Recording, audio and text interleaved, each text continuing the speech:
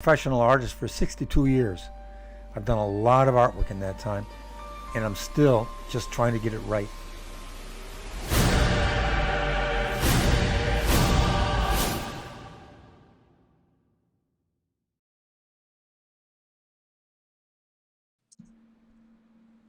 There you are. Greetings. How you doing, Greg? Good to see How you you doing, again. Keith? Doing well. So, what do you got to show us there, sir? This is the final on the Godzilla that I've been working on for the last 3 weeks or so. 3 weeks, yes. It's not steady. I worked on a bunch of other stuff in between too, but basically I stretched it out over 3 weeks. So it's done. The gentleman who commissioned me approved it. He's happy with it. So there you go. Nice. So, yeah, thank you for, again, showing us the step-by-step and going through the drawing phase to the painting and how you set all of that up, and then showing us the final there, man. Yep. So, Well, now. So we got a couple people already starting to come in and watch. So Dean says hi, and that the Godzilla looks effing awesome. Good to look effing awesome. That is a good thing, right? A high compliment. You know, it's like I had fun doing it. I mean, what the hell? That's the main thing. Enjoying it. You know, it's like it isn't like a drudgery. It's not a job. It's just boom, plunge into it and do the best you can do. There's probably a lot worse things that you could be doing for a living at this point. Yeah. Pretty fortunate. I've been doing this for a long time.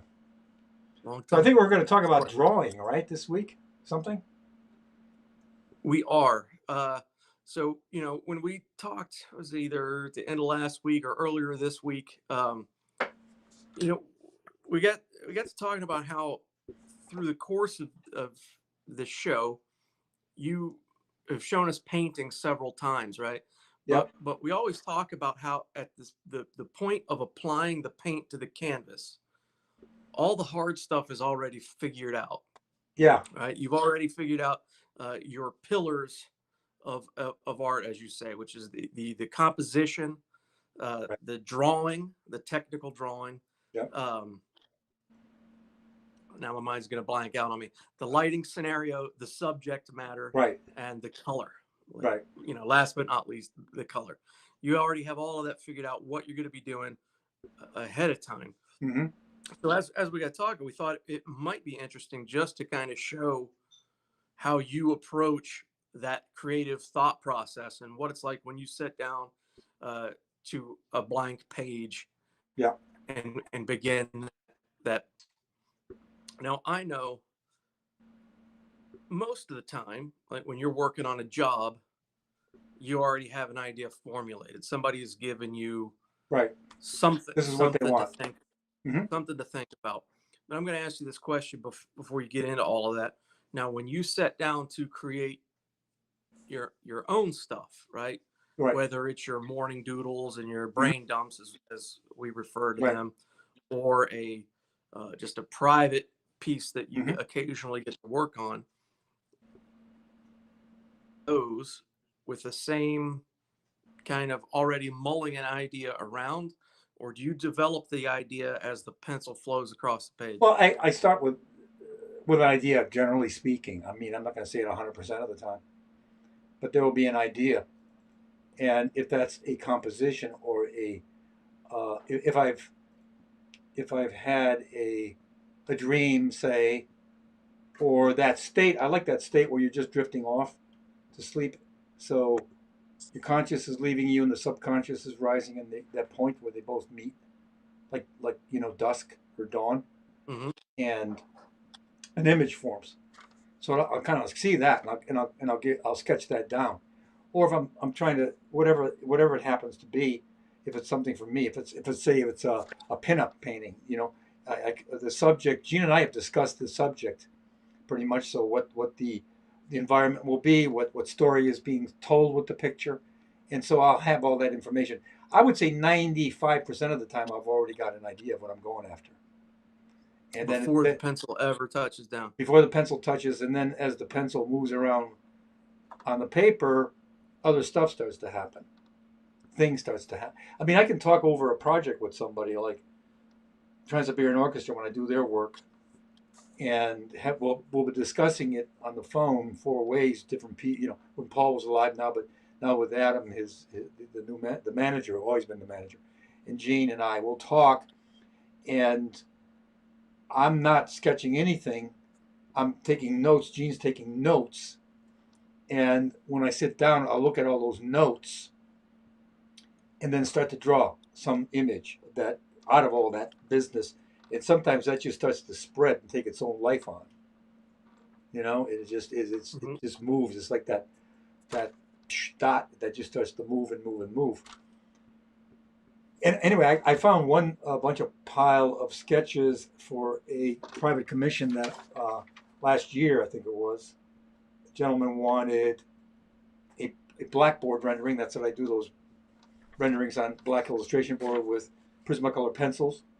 And he wanted an image of Luthien, the elf maiden from the Silmarillion, and Beren, her husband, and they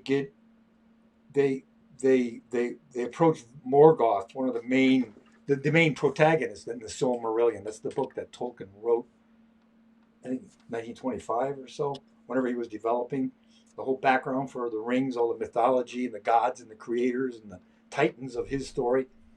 And that I remember when it first came out, after Tim and I illustrated the rings, and I'd read it way back then.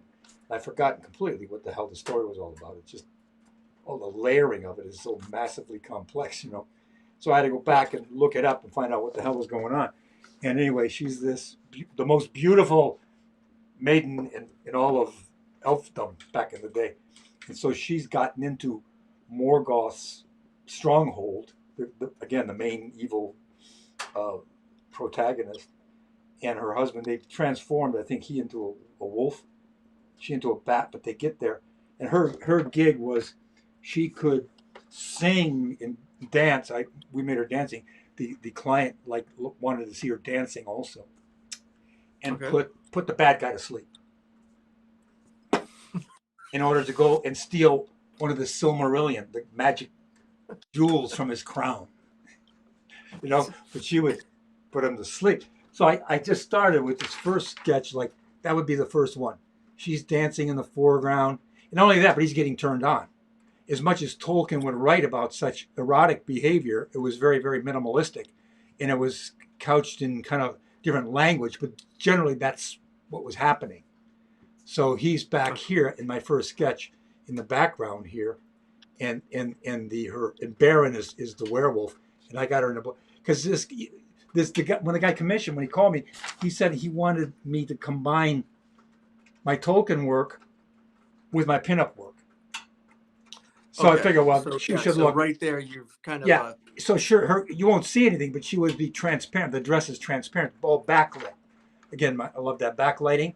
So she's rimless. So that's a sketch, and then I just simply start making a whole bunch of other different poses and attitudes, and then I draw that one. Before you jump ahead, do you typically start off on that? That was an 8.5 by 11.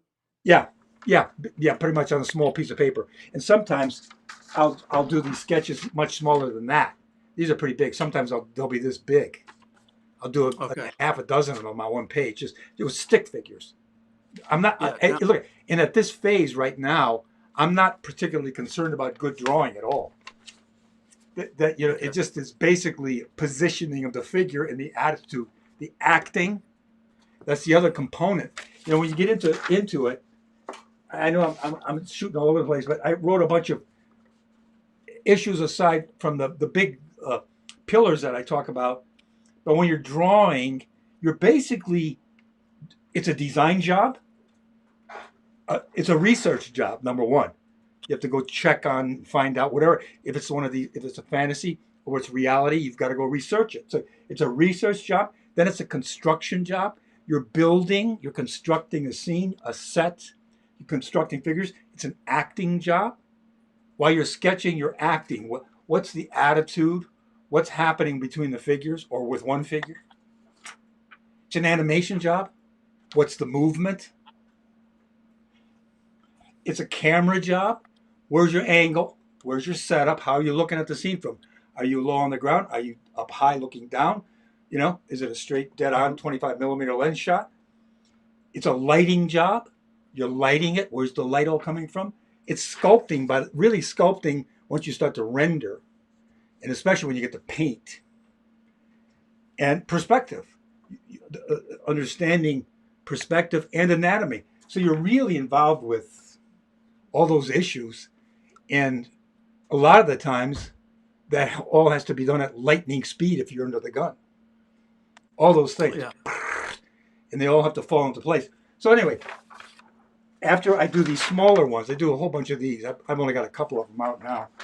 I'll start to draw it a little bigger, you know, on a bigger piece of that's paper. That's blasted into your spotlight. Can you angle it just a little bit? Okay. There you go. Thank you.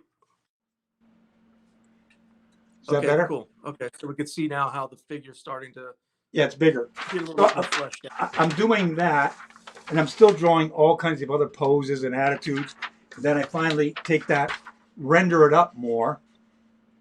So I got the three characters in the scene, you know, the wolf, her, and Morgoth in the background sitting on his throne. So I'm going like that with a whole bunch of sketches. I keep rendering little shifting in poses and attitudes. I'll move the figure attitude 20, 50, 30, 40, you know,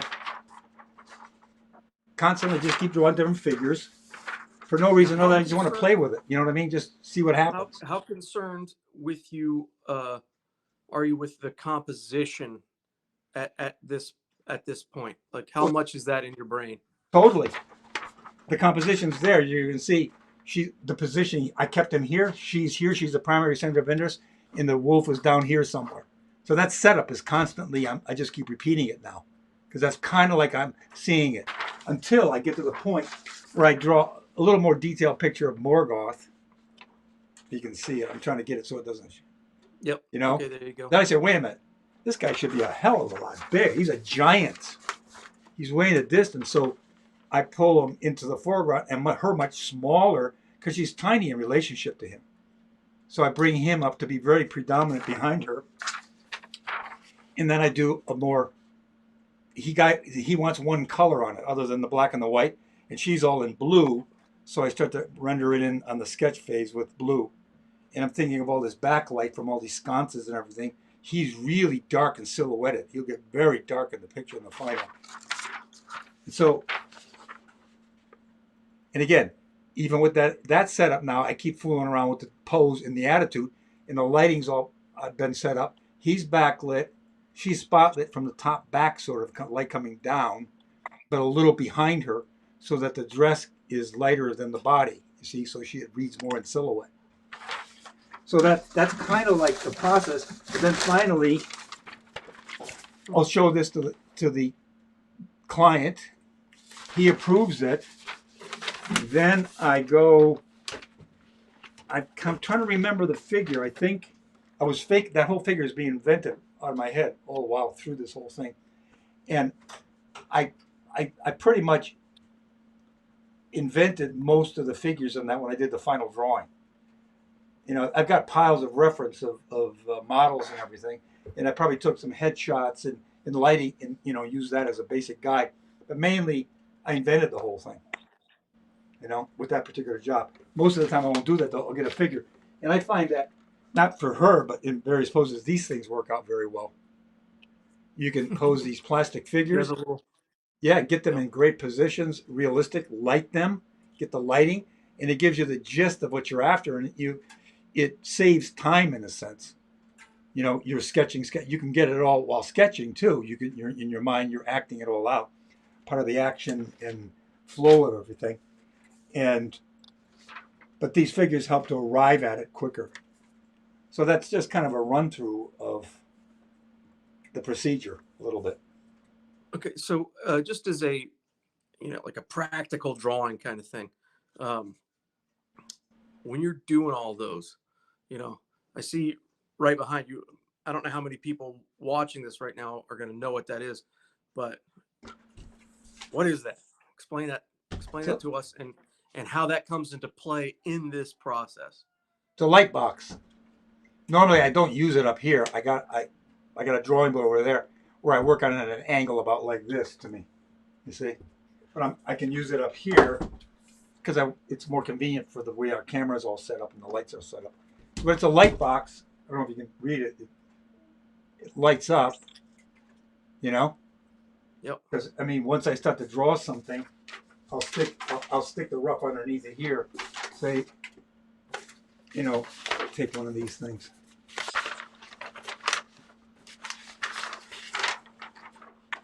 In this case, it goes this way. Yep. I've not done this before, so I'm going to be clunking around here. You understand? That's quite all right now.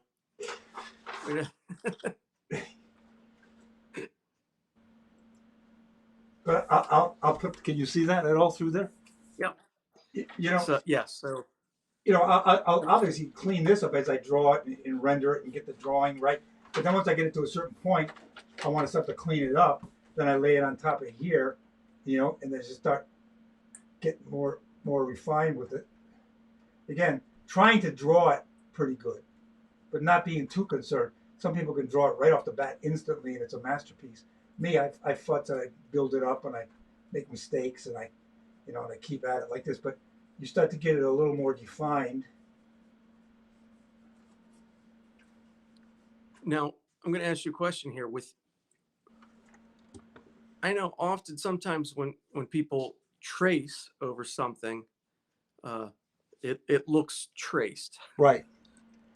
How do you avoid? Yeah, that's a good one. That's a great question. That look? Because I'm not tracing. You see, I'm not here. This is tracing.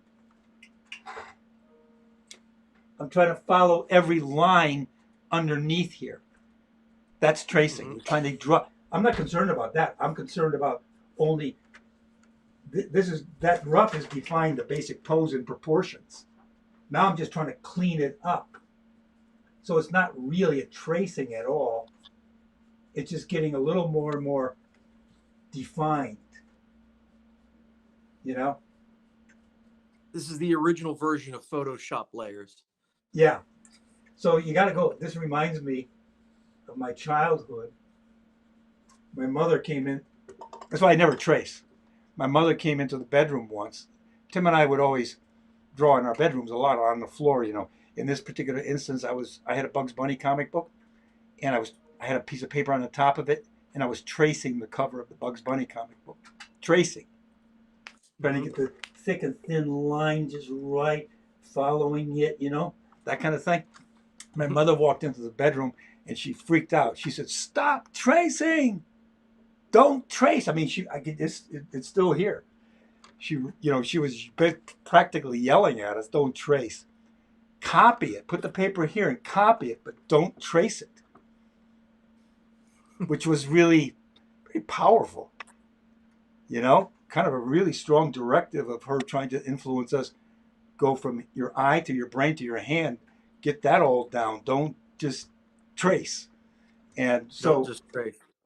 I don't trace. I kind of like clean up the sketch that's already there. Except in some instances, I might trace. For example, what might those instances be? I collect old toys, you know, like I have these old puppets. I have a puppet hang up. Tim and I used to make puppets all the time as a kid.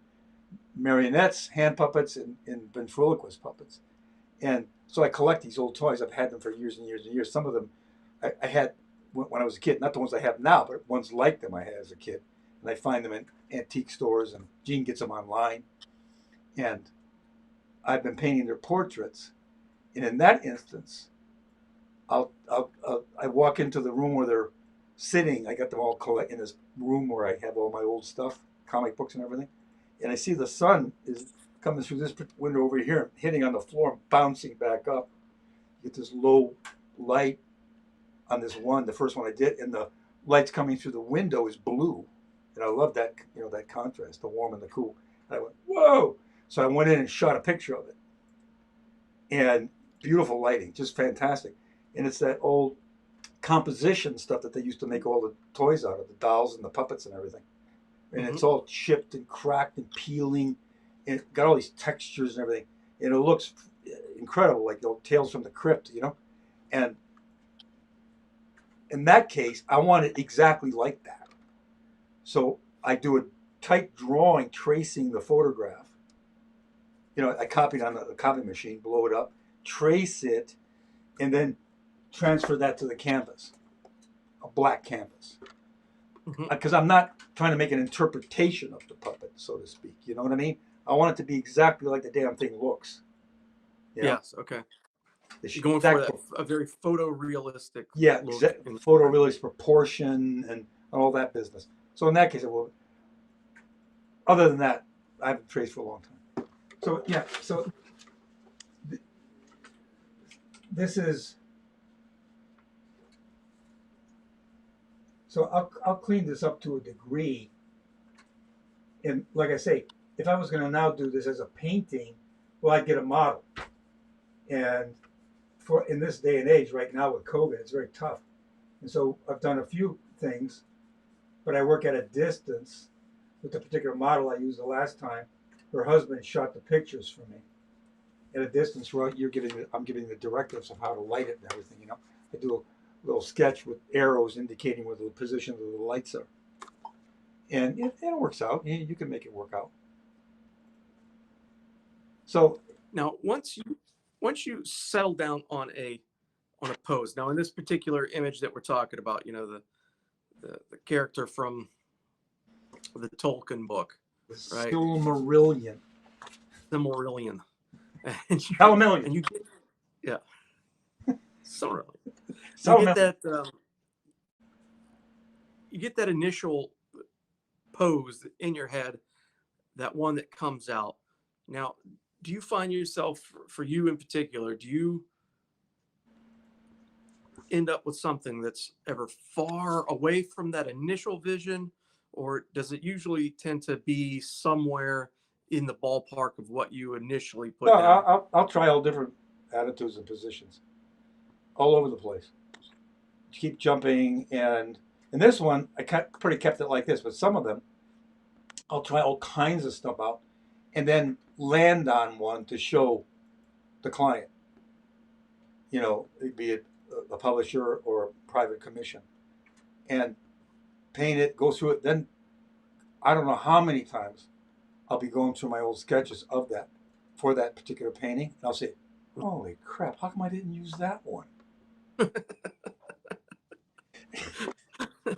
It'll hit me like the ones that I said no to for some reason are a lot better than the one that I ended up using. And you make decisions which are very esoteric in the moment that aren't, you know what I mean? Sometimes I'm not sure why, you know? Gene will become involved with me at a lot of the points, and then we'll decide on it together, you know? That's the one. Because I'll do, say, half a dozen sketches and I'll lay them out in front of Gene. And it's a weeding up. No, not that one. No, not that one. You boil it down to the two, and then it's like that one, you know? And sometimes, though, not that often, I will go back and I'll think, oh, that one was much better. I just did that with I was going through all my piles of sketches trying to find this stuff and some of the Spider-Man stuff that I did for Marvel. That hit me. It's like, oh my God, how come I didn't use this one? It's 50 times better than the one that I ended up painting. My opinion. I mean, somebody else, you know what I mean? Nobody ever saw it. They don't know. There's nothing to judge it against, you know? Yeah, but it's in your head and in your knowledge base. Yeah.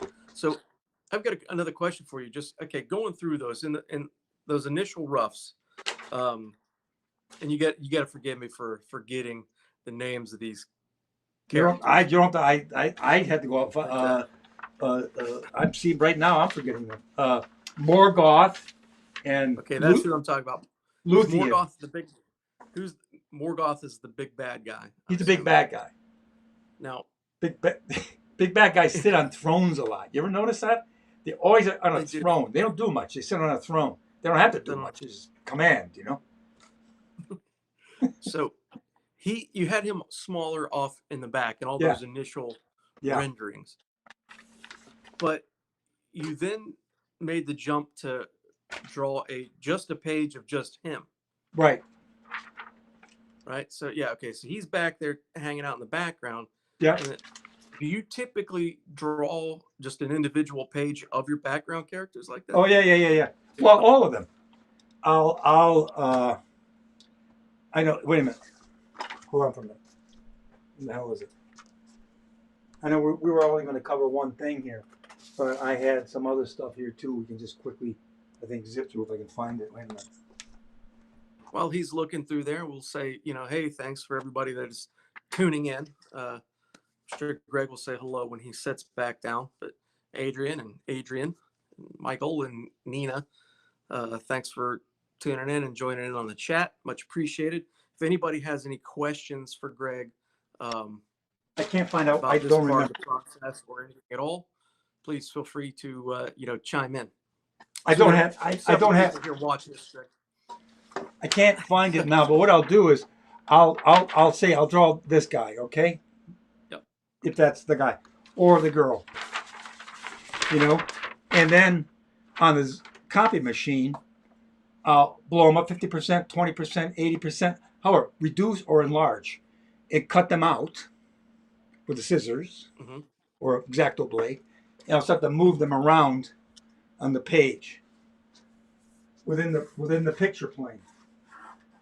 Setting the main center of interest where I decide it should be. Then I start to move stuff around separate pieces, rather than constantly drawing the thing over and over and over and over and over again. You just cut out stuff, move it around.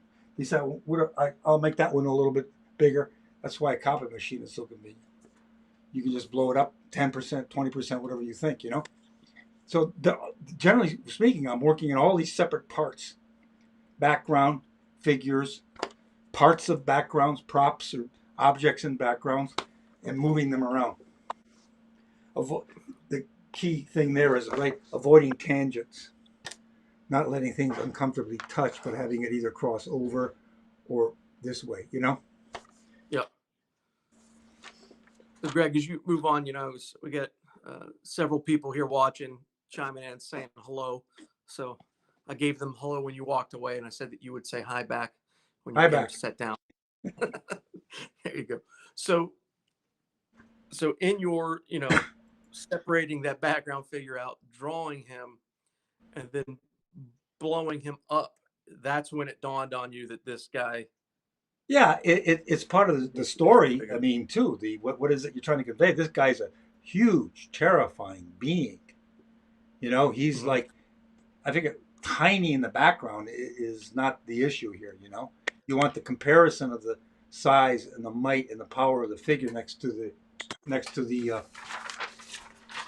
good guys. And then him, the Baron. He's in the text. He's cowering. He's like he's that whole hunched over, submissive thing that canine do. Okay. So I was trying to convey that, and but it's all separate pieces. Everything is all a separate part, Can you do me a favor? Can you hold up one of the near final composition and then one of the earlier ones, just so we could see the difference and the effect that it had on the composition as a whole? Okay.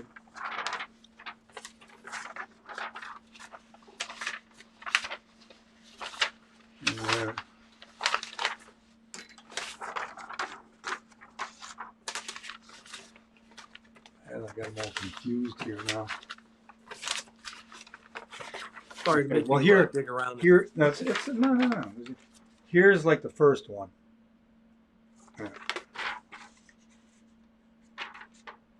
All right, that's the first picture that I drew. Yep. And here's like the last one.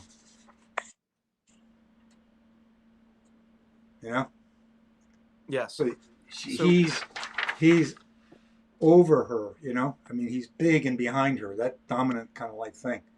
And not only that, you get the. Yep.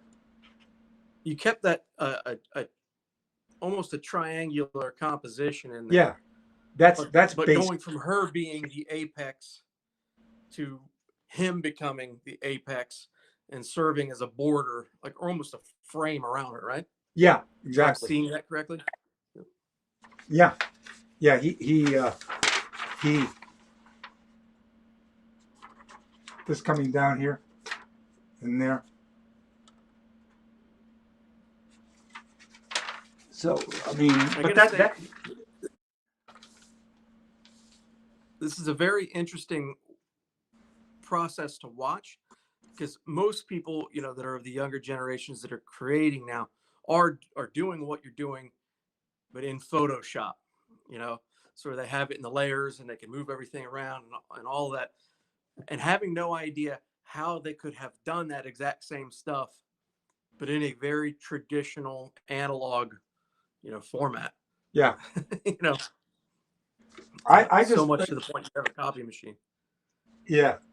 I like well, it's what you get used to. I mean, I like the physical process. Of course, yeah, and It not. It's like I've talked to people who make films now digitally. You know, everything's digital. mhm. I say, oh my God, you never edited on a moviola. Oh my God, that's you missing something, man. And I explain, well, what's that about? And I explain the whole process. And they go, oh my God, like all that. You got to pull the thing off the moviola. Your splice, you got to take a frame out because it's your timing's off there. It doesn't look right to you. Start the machine, unhitch it, pull the film out, go over to your table over here, some distance away, and break the film apart. Cut it in your hot splicer. Cut a frame off. Scrape the emulsion off. Now put glue on it. Clamp down the hot splicer and wait a minute until the glue dries. Tick, tick, tick, tick, tick, tick, tick, tick, tick. And you pull it out. You put it back into the moviola. Lock it with your soundtrack that you're cutting to, and wind it back a little bit. Start it up again. 24 frames a second. Nope, still off. I explained that, but that was fun. I enjoyed that. Yeah.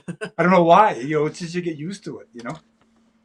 Well, certain things in that involve a a process like that can become cathartic in nature. You know, Sure. you're thinking about it, but then you're going through these motions of doing this stuff, and the repetition of it all becomes almost a meditative practice. You Exactly. know, Meditative. In that you're meditating and you're analyzing. You know, all that time yeah, is used up. It isn't just wasted. And yes, exactly. so yeah. So this is like that. I mean, it's all separate pieces moved around. Again, finding that right setup, moving, and if you get the figure and you get it just right, superimposed in the head, but the arm is in the wrong position, where you simply just cut the arm out and you move it over, or you redraw it and you pull it down, and you take that down, and then you keep assembling. So it's all a taped together bunch of pieces, you know. And then once I arrive at the final taped together bunch of pieces, then I'll just make a big copy of that, so it's all on one sheet. So then I can lay the paper on top of it and start to clean that up.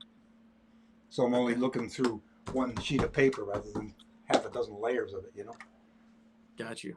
Okay, So so that's how you approach a job and a lot of your different type of work. What about when you sat down and uh, something that probably most of the people here are not familiar with, the cartoons that you make, right? Like, I'm going to throw out a name that no one will know the reference to, unless they happen to see it on Instagram when it was posted a long time ago. But Bathman, do oh you I remember? I it's I have boxes filled with sarcastic, surrealistic, satirical, nonsensical, totally like Edward Leary, nonsensical sentences, names, invented names of people. Like I really loved the way Charles Dickens would invent names, Mr. Jaw King. Like he was in Scrooge, right? In Christmas, Mr. Jaw King. Like, wow, what the hell does Jaw King mean?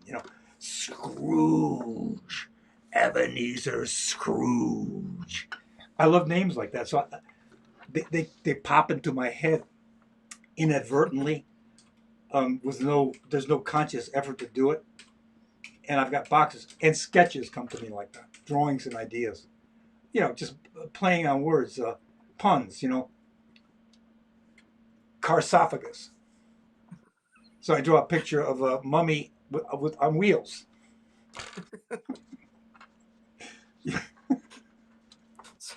Do those things ever, like when you're in the middle of a job working, right?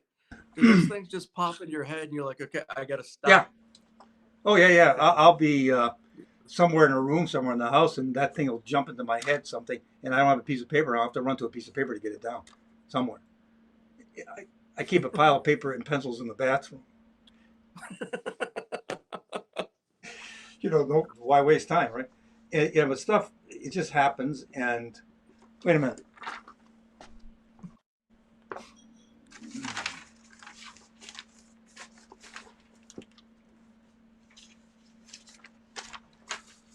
I'll be right there. Okay. I'll just We'll pop just through. hang out. I'll pop through some of these things. Selection. What's that, sir?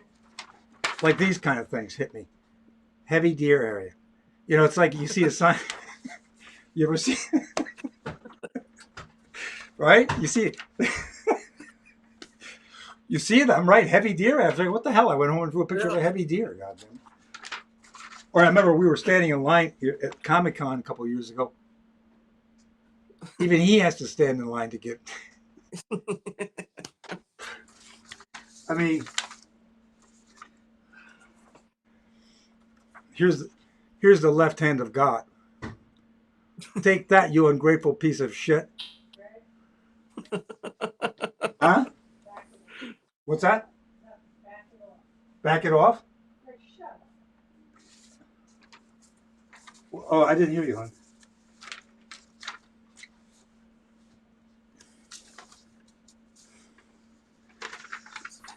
But here was the main one that we do, right? The brain dump. Yes, the brain dump. Dean says that, funny enough, he has a drawing of a sphincter and a sphinx combined. So a what? The sphinxter. Oh. The sphinxter. Yeah. I mean, those things are fun to do. They're creative outlet. They're just sort of like, So those come to you though very spontaneously, right? Yeah. There's no thought about it. There's not like an effort of sitting. Yeah, it's not like sitting down and trying to come up with something, But there are different ideas that I have. Like this one, I had this sketch. It's a serious one. It came to that where my dreams come from. It was me standing as a little kid. It just kind of came into focus. I'm standing here in this black draped robe, really somber, with all these dead bodies behind me, and in a city in total destruction, and probably in meteorites all coming down. So that's, and I have no idea why or where it comes from.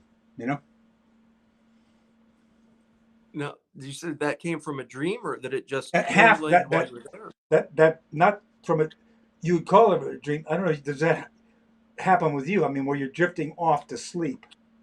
Yes. Yeah. And an image just forms. Yep. That's where that came from. So it's not coming from the conscious effort at all.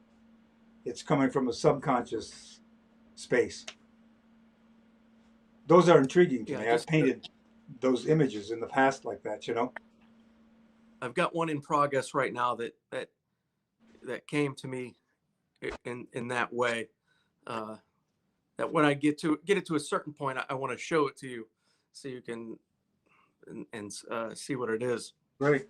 But you and I can talk about it later rather than boring everybody with the details of it now. But so you said with some of that just developmental stuff or the working of the sketches, do you ever go through the same refinement process, or you just one off those things? Sometimes I'll clean them up. I'll do a little tighter. Some of them are funny, you know, like a lot of them are funny, or I think they're funny. Well, like the heavy deer area Oh, here. yeah. Yeah, I've seen quite a bit of them. They're hysterical to me. I get a Yeah, kick out of them. I think we need to start promoting that side of Greg, the political or the daily cartoon side of Greg. yeah, they're You know. yeah. That's their whole thing in itself. Also, I mean, I've drawn a lot of sketches of my remembrances when I was doing autobiography kind of like thing. Where I've got a whole stack Mm-hmm. of drawings that I've done remembering. I went back and tried to remember the very first thing that I could remember, you know, and it's very young, and I start to draw that stuff out, you know, and those are interesting because I think the you think that you can't remember them, and that there's a germ of it, which I find out that once I start to draw it down, it's seemingly getting clearer in my mind as I'm starting to draw it, the remembrance of it, you know, Interesting. Yeah. And I because wonder how. it's all there somewhere, right? It's all, yeah, trapped in a gray cell somewhere. Yeah. Unless that one got blasted out somehow. Um, you know, so with this, you were drawing back there. Um, did you want to do any live drawing or anything that tonight, or do you want to focus on just more discussion about thumbnails and the Yeah, sketching process of drawing? Or yeah, I don't know what to do exactly. I mean, you know, it's like I don't think it's. I didn't even. I was trying to figure out what we were going to do tonight, and the main thing that hit me was just to go over the process and just discuss it more or less, you know. And when I get clearer, because I've got a couple of jobs coming up that I'd like to do, if I get the approval to do them live yeah, from the from the people I'm doing them for, I'd like to do that. That I could do this, start to do the sketching phase of it, you know. Could, Jane? Yeah. Could I say who that is that we're doing them for? I have no idea what you're talking about. So probably not. Oh, okay.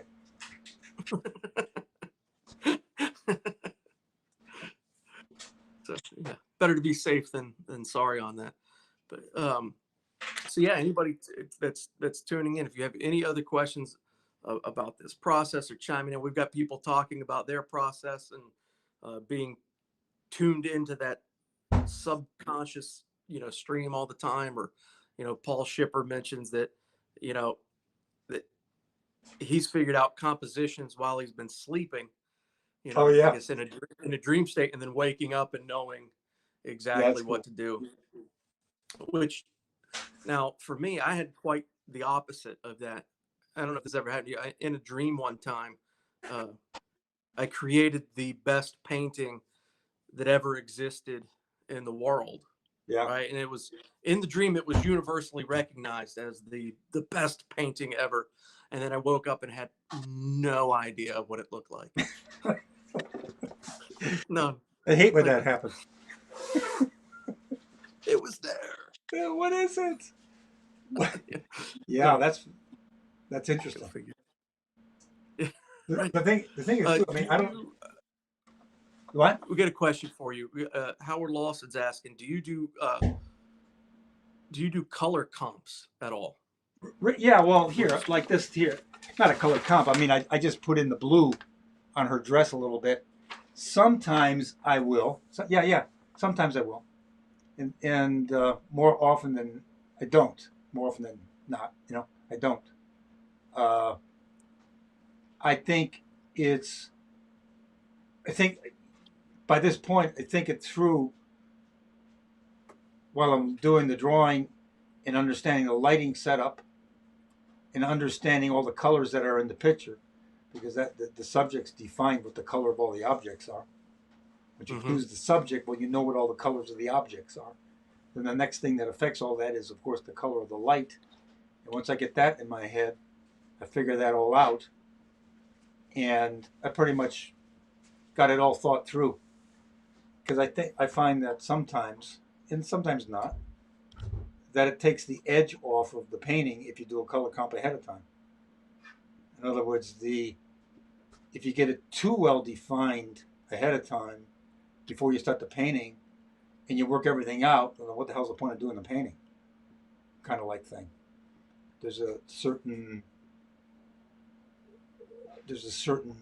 excitement about the fact that you're going to be finding it out as you paint it, in a way. Even though you've thought it all through, No. pretty much so, you may run into stuff that you didn't anticipate, and that's pretty much the, what should I say, the juice or excitement of doing the painting. Now, do you find that has developed over the course of your career, or you've just kind of always worked that way from like the beginning? What's No, that's developed. I had to really struggle, like everybody else does, as you're learning. You're constantly in the unknown and struggling through it to try to figure it out. And I'm not saying that I got it all figured out. Don't take me wrong; it's not by a long shot. But I do have a lot of information that I've gathered over the years that I rely on to do a picture.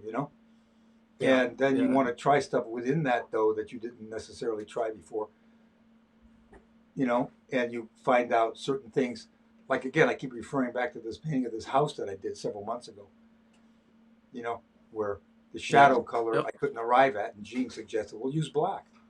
And I just freaked out. Black? I can't use black, because I got this hang about using black as a crutch. And it worked extremely well, which I didn't anticipate. And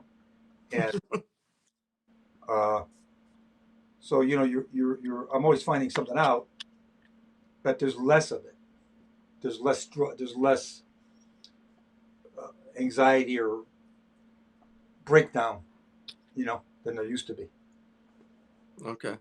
Now, I know during the beginning of your American Beauty series, you were doing a ton of marker drawings and colors at that particular time, like particularly at the beginning of that series. Yeah. You have a lot of those things out. Yeah, I did. I guess I approached that on that level. Then I wanted to try it out and see what the hell happened and try to define it, because I hadn't done that kind of work before, and I wanted to try it out in that process and see what happened. Okay. Very cool. So it's on and off. Once in a while, I'll do it. I'll do it just to see how it feels. See if I like that, the way that looks. And sometimes mainly I'll do it to indicate color for somebody that I'm doing the picture for. To let them see it to some degree. Okay, to help sell the idea and give a feeling before you move on. Okay, that makes sense. That makes sense. So we have Mark Fountain, who says a thank you from his heart's bottom. He's been a fan of yours for 40 years. So awesome.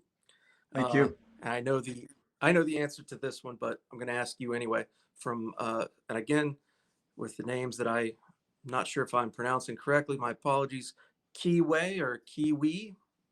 Has Jon Favreau contacted you about any future Star Wars projects and working on them? No. No. No. Nope. Didn't think so. Always an option, though, right? Huh? Did Jane? What? Did you say something? Easy answer, she said. No. Yeah, easy answer. I am working Steve Bunn. What? Steve Bunn? Hi, Steve. Steve Bunn says that that he thinks that your best painting is the goddess Diana. It just always looks so 3D to him. You mean from the Gods and Goddesses series, probably, right, Steve? Yeah, I think so. That's an oldie. I did, what, half a dozen paintings in Greek and Norse mythology. Way back. Okay. And Dean has a very interesting question here. When's the last time you tried something new which really didn't work out well? Good grief. When was the last time I tried something new that didn't really work out well? Can you think of something? No. Well, I mean, it all depends on your opinion about what works out well. If it worked out well or not. Yeah. In your opinion, have you like anything that you were like, Look, you did know me. something, How many times do I go through this? I think that I mean, artists are never satisfied with what they end up with. Your expectations are way up here, and well aware of the fact that I'll never achieve that, and I accept that. You know, it never. There's a level that you keep aiming at. I think that I keep comparing myself to the greats, and when I go back and look at the greats, it's like, oh, come on, you know. That's. I mean, I'm that's a glad that tough one. I'm glad that people don't feel that way generally, but as the artist, that's you know, that Yeah. that's a sense that I have. That I mean, Well, you're in a very interesting position, a very fortunate position, is that you are constantly busy. yeah, You're constantly busy with work and jobs, and you know that's not a lot of time to experiment with new media and things of yeah. that nature. Well, yeah, You know, what I mean, yeah. I'm not interested so much in exploring new media now. It's like acrylic is fine with me when I paint. I don't really care about oils or anything like that. I don't need to. I'm just trying to get a picture out. That's all. And it isn't the medium, so to speak, that particularly interests me. You know, it's getting mhm. to the final thing. It's hard to explain it. I love the process. What's that, huh? She's switching the medium usually gives me a headache. Uh, I don't know how to phrase it exactly. I'm trying to get at something that's. Oh, I did Tearing the Pirates with Tim, my brother, in ink, and I had to do ink, and holy shit, I'm not an inker. I mean, I've done ink drawings professionally, but that is such a specialized medium form that, and there's so many masters at it now. You know that you try it and you study them all, and you really, it's that was a bitch. That gave me a lot of grief, and I did it for a year, and I wanted to keep it up for at least 2 more years. I figured I could have got a handle on it after that.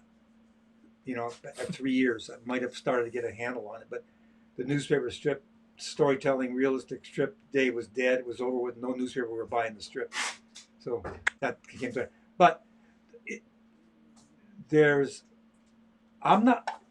I don't know how to put it. I mean, even when I was making films, I loved the physical process, but I wasn't into all the crazy minutia. I mean, I'd go over to FNBC to do film rental, and the FNBC was the biggest film rental company in the city. All professionals, dollies, cameras, cranes, you name it. And you'd go in and pick up you'd call in your order, camera, tape recorder. All I ever worked with was one or two types of cameras, either an Eclair handheld or Aeroflex, and a Niagara tape recorder, and several types of mock, the shotgun mic. And that's all I ever was interested in. I'd go into the lobby waiting with the guys, and they're all doing shop talk. They're pitching all the lenses at each other. And so one of the Miller, did you see the new 90 millimeter lens?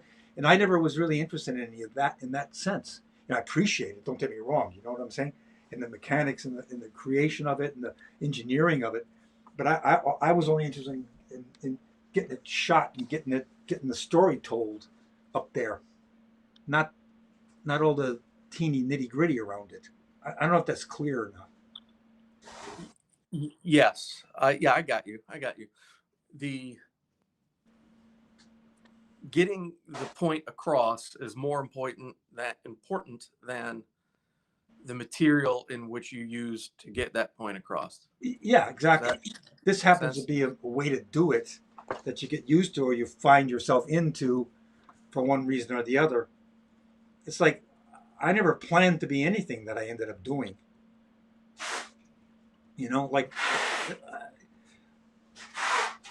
Like I just wanted to draw and make and build and construct things as a kid. And then animation was the main love, initial love. And learned how to do that. Tim and I were self-taught. We learned it very well, and then got into it. But I never chose to be an illustrator. I mean, I appreciated illustrators, but I never made the decision that that's what I want to do for a living. I want to do this. I wanted to do special effects. Fell in love with doing special effects. Started building our own miniatures and filming them with our 8mm camera and everything. I wanted to do that. I wanted to do makeup. Started, like William Tuttle's stuff that he started to develop all the appliances back in the day at MGM, the Seven Days of Dr. Lau, all these makeups and everything. I was totally getting into that and doing make. I was all over the place. I don't know. I'm just rambling. Yeah, you're fine. That's one thing. It's interesting when I talk to you, that love for film and filmmaking really comes through. I think that was it initially. Like I say, animation was it, and then special effects and cinematography. To me and Tim, the star of the movie when we would go see it would be the cinematographer, the special effects crew. Those are the stars of the movie. The lighting. I'd go see these things, and that's where all the warm light thing that we do now. I think comes from that warm light, cool light thing comes from old Technicolor movies. I'd see that and come home and try to recreate that in drawing or with colored pencils, And film was a huge influence. Yeah. It's evident. It's evident in the way you speak that there was a passion there. Do you ever think about? I know that you worked in documentary filmmaking and animation in the early days. Do you ever daydream or reminisce about that path, that career path, or ever doing something of it now? Well, yeah, if the opportunity arose where I could be involved in a film, yeah, I'd love it for sure. I mean, I'm not going out looking for it right now, But and if it I have fell in your lap, you would definitely do if it. something came along and whatever, yeah, no, it's yeah, I would love to be involved. But I mean, we were watching what the hell movie? What did we watch the other day? It was one of the X-Men films. One of the ones that John Dykstra, the X-Men, which one that Dykstra did. John Dykstra did the special effects for, and of course I met John back when we did Ursharak, and he was on board for doing the special effects and producing Ursharak, our fantasy novel that Tim and I wrote. An illustrator, a friend of Jerry Nichols, did the text, and then we worked on the whole thing together. But that film came to an end, and it's like you watch. I like to watch the credits. I mean, of course, in the old days, you'd watch the credits were up front because they would just give you the main people, special effects, and you get the main guy, Gordon Jennings, George Pal's War of the Worlds, and then maybe a couple of assistants, art director Al Nozaki. Now it's like under special effects. There's 20 different special effects crews. It isn't even one company. It's like 20 companies are doing the. Gets to the end of that one film, and it says this film provided jobs for 15,000 people. I'm totally naive about this whole world. To me, that is overwhelmingly mind-boggling. How the hell could you manage that? How is that managed? There's more people on that film crew than where I grew, like in the town where I grew up. Yeah. Well, you think in my remembrances, I worked in industrial film in Detroit, like I say, in the animation department, and then some live action also. And it's a small setup, and then you're doing that stuff. And then the films that I did for Fulton J. Sheen were Tim and me. We were the camera crew. That was it. Two guys running camera and sound and figuring the film out and editing and everything. That was it. Two people. So I don't know what this is like. This world. It's beyond me. When I say I'd like to be involved in a film. Where and how? And what? Where, how, and what? All right, man. That's bringing us to 5 o'clock today. So as always, we do our closed shop you know, financials and stuff. One thing, yeah, we have to point out that one of your Marilyn Monroe paintings is out right now. Tomorrow is the last day. If anybody's interested in Greg's interpretation of a Marilyn Monroe pinup painting, go to gottahaverockandroll.com. Gottahaverockandroll.com. Greg's image in the painting is right there on the homepage. You can see it, click on it, bid on it. We've also sent out emailers for that. So if you're on our email list, a reminder will come out tomorrow. You could check it out. It's a phenomenal painting of Marilyn. Very, very beautiful. And as always, check out our Facebook page, you name it, the website where you could see all of Greg's artwork and purchase that, which is still available. Right there on the bottom left-hand corner of the screen, the spiderwebart.com. Thank you, everyone, for coming in, tuning in, joining in. We really appreciate it. We have fun with all this. So thank you very much. And, of course, thank you, Greg. We appreciate your wisdom. Thank you, Keith, again, and goodbye, everybody. It's all Gene coming in. Hi, Gene. Hi. So, all right. Good night, everyone. Okay. Thank you all for tuning in. Bye. Good night. Good night.